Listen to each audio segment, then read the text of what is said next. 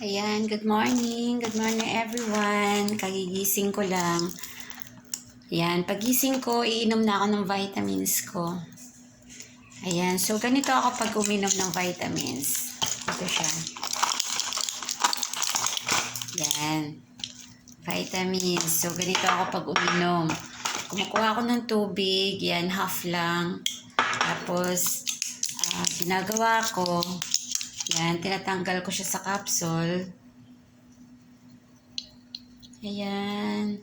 So, dahil may edad na ako, adult na ako, dalawa yung iniinom ko. Yan. So, sa mga anak ko, isa lang. Ayun. Tapos, tutunawin ko siya.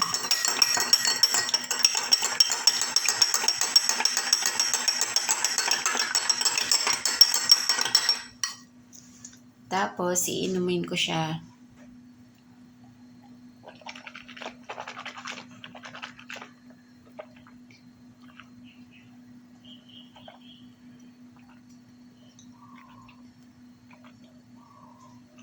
Yan.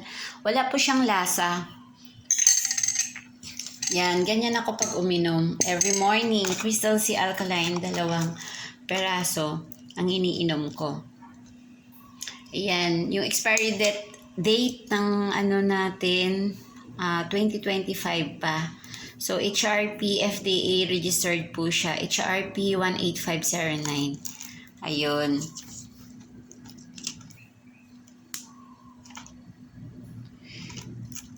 Ngayon, ipapakita ko rin po sa inyo kung gaano ka-effective si Crystal C sa katawan natin.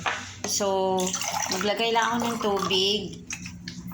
Ang tubig nagre-represent ng katawan natin. So, malinis pa siya nung baby tayo, wala pang kumbaga wala pang sakit, hindi pa kumakain ng mga bad food, yung mga hindi tama na mga pagkain, yung mga unhealthy food kumbaga.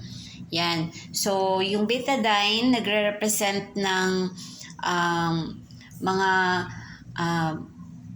unhealthy food like mga preservative foods, ayun, yung mga soft drinks, yung mga stress sa buhay natin, ayan. So kung mga katulad yan, yung mga usok ng sigarilyo, mga alak, ayun. So mga acid na ito yung nagre-represent yung betadine. So lagyan natin ang katawan natin, nagre-represent ito yung tubig. So, lagyan natin ng betadine. Yan. So, ang betadine kasi, hindi yan pwede inumin dahil pag ininom mo yan, parang lason sa katawan natin.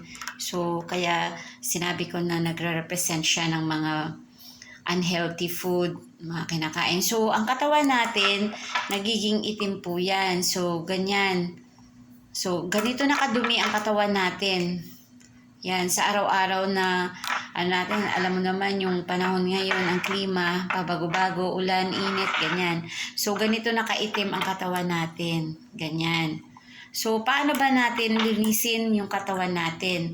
Sa pamamagitan ng pag-inom ng vitamins. So, tingnan nyo kung paano linisin ni Crystal C Alkaline ang katawan natin. So, kung everyday ka gumagamit o umiinom ng vitamins, ganito lang siya. Yan. Check nyo po. Unti-unti siyang pumuputi. So, nililinis, dinidetox niya yung katawan natin. Ganon, dinidetox niya.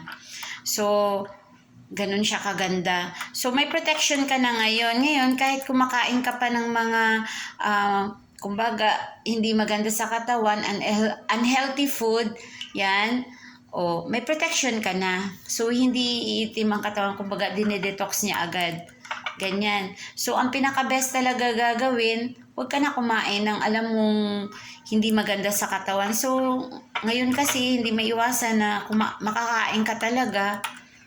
Dahil halos lahat talaga mga hindi na maganda yung mga pagkain.